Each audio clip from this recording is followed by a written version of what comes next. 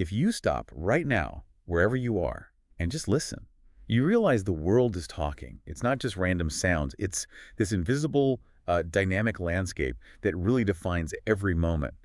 Today, we're diving into that amazing world that exists just for your ears, the soundscape. It's such a great way to think about it. It's really the ultimate shortcut to understanding a place. We're so used to seeing the world, right?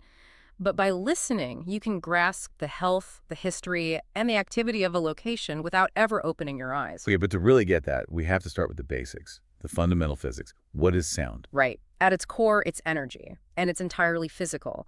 When any object vibrates, like a guitar string, your vocal cords, anything, it literally pushes the air molecules around it. So it's creating a wave. Exactly, it creates a pressure wave. Think of ripples spreading out in a pond. When those ripples, those waves reach your eardrum, your brain just interprets that physical movement as noise. So the physical movement isn't just a byproduct, it is the sound. And that means there are two things we need to track, pitch and volume. Correct. Pitch is all about frequency. That's how fast the object is vibrating.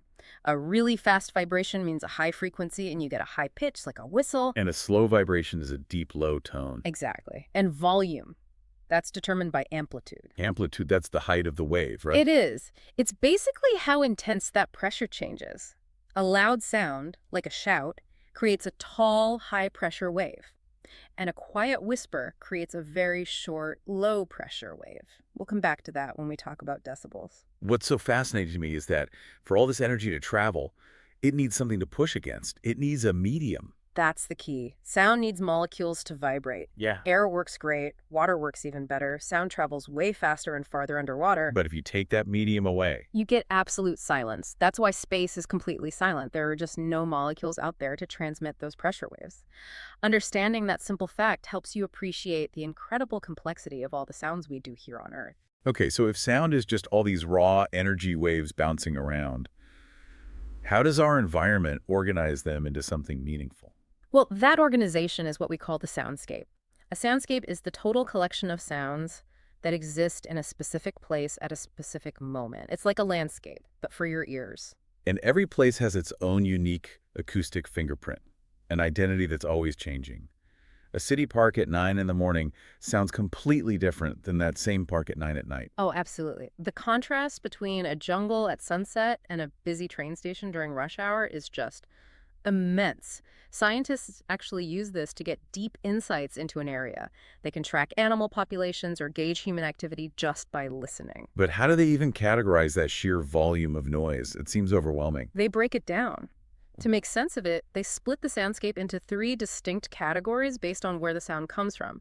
They call them the 3 phonies. The 3 phonies. Okay, let's start with what seems like the most obvious one, biophony. Right. Biophony is any sound produced by living organisms.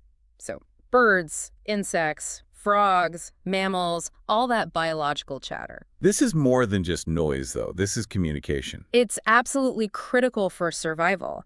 Animals use these sounds to find mates, claim territory, warn each other about predators.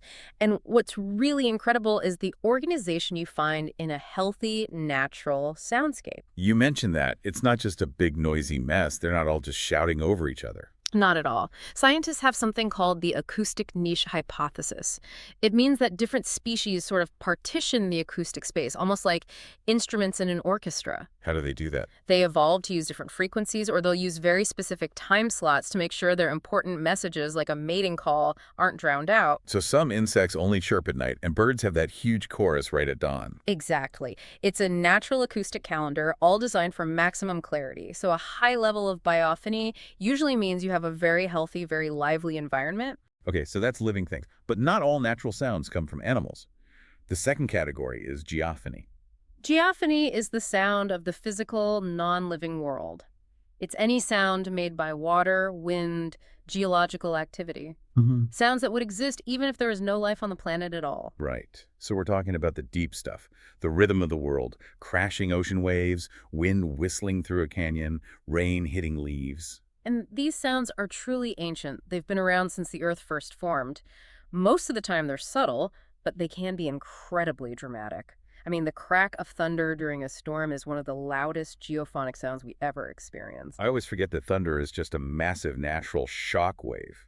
And these sounds change depending on where you are, right? Completely. The sound of wind in a pine forest is totally different from wind on an open prairie. The geography itself shapes the sound. Which brings us to the third and maybe the most rapidly growing category, anthrophony, the sounds that we create. Yes, anthrophony. It's all the sounds from our technology, our transportation, our daily lives. And in the last 100 years, this category has just exploded. It's now the dominant sound source in most places people live. You think of the obvious stuff first, car engines, sirens, jackhammers, planes flying overhead. But it's also the less obvious things, that constant low-frequency hum from an air conditioner or a refrigerator. Oh, the sound you don't even notice until it stops. Exactly. And that low-frequency hum is where it gets really problematic. Those deep, constant noises travel much farther and they penetrate buildings. They're often unconsciously stressful because we hear this hum, but we can't always identify where it's coming from. And in a city, that anthrophony can completely dominate the soundscape. It just masks everything else. If you're in a city park trying to hear birds, you're probably just hearing traffic instead. And that constant noise affects how we think, how we feel, which is why measuring sound accurately is so important. So loudness is a huge factor here. How do scientists actually quantify it? We use a unit called the decibel, or dB. It measures the amplitude, the pressure level of the sound wave. And just to give a sense of scale, a quiet whisper is around 30 decibels. A normal conversation is about 60. But here's the crucial thing to understand. The decibel scale is logarithmic, not linear. Wait, what does that mean? It means a sound that is 10 decibels louder isn't just a little stronger, it's actually 10 times more intense. 10 times. So a sound at 70 dB is 10 times more powerful than one at 60 dB. Exactly. And a sound at 80 dB is 100 times more powerful than 60 dBs. That's why even small increases can cause huge amounts of discomfort and, eventually, physical harm. Wow, so things like a rock concert or a jet engine nearby, that can hit 140 decibels. That causes immediate physical pain and risks permanent hearing damage. So scientists use these special sound level meters to track those hazardous levels, which brings us to the science that studies the overall impact of all this. Acoustic ecology. Acoustic ecology. So this is the study of the relationship between living things and their sound environment. Right. It's not just about measuring noise. It's about understanding the function of sound and how disrupting it affects behavior and health. Let's talk about the animal impact first, because this is where that masking effect you mentioned really hits hard. It does. The masking effect is when human-made noise, anthrophony, covers up vital biophony. Imagine a forest that suddenly has a big construction project nearby. That low rumble from the machines can completely drown out the high-frequency calls of birds. And if they can't hear each other, they can't reproduce, they can't warn about predators, which could cause their population to decline over time. Precisely. Sound is essential for their survival, but the impact on humans is just as critical. We need quiet to function properly. Constant noise exposure is proven to increase stress, disrupt sleep, and it's linked to long-term issues like heart disease. Quiet spaces aren't a luxury, they're necessary for our health. That really changes how you think about the world, realizing sound is a public health issue. Okay, so let's compare two really different soundscapes. Let's start with the city. A city soundscape is just. It's defined by constancy, by mechanical energy. You have that background hum we talked about, the screech of tires, the bang of construction.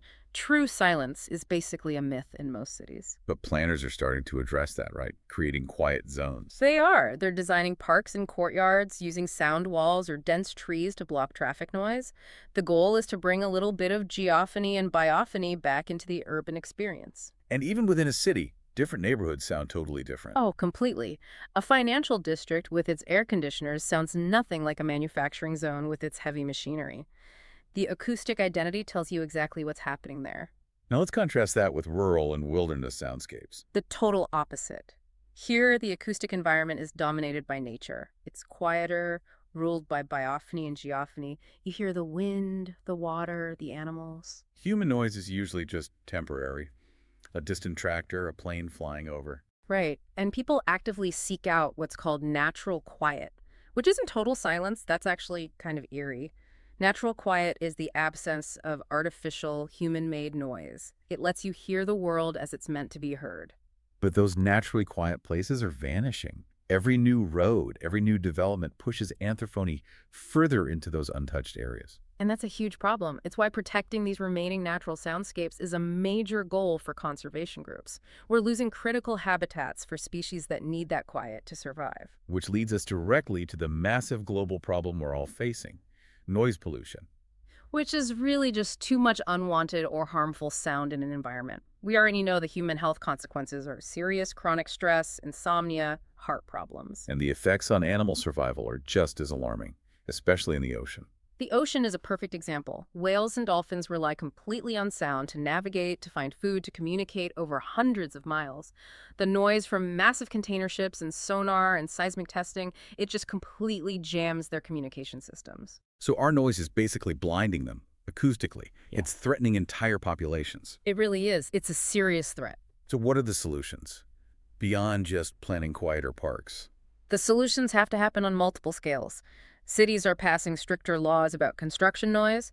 On an engineering level, we're developing much quieter technologies, quieter electric vehicles, better sound insulation for buildings. So it starts with being aware of our own acoustic footprint and demanding quieter technology. That's the necessary first step, because ultimately, understanding soundscapes shows you how fundamental the acoustic environment is to the health of the entire planet and our own well-being.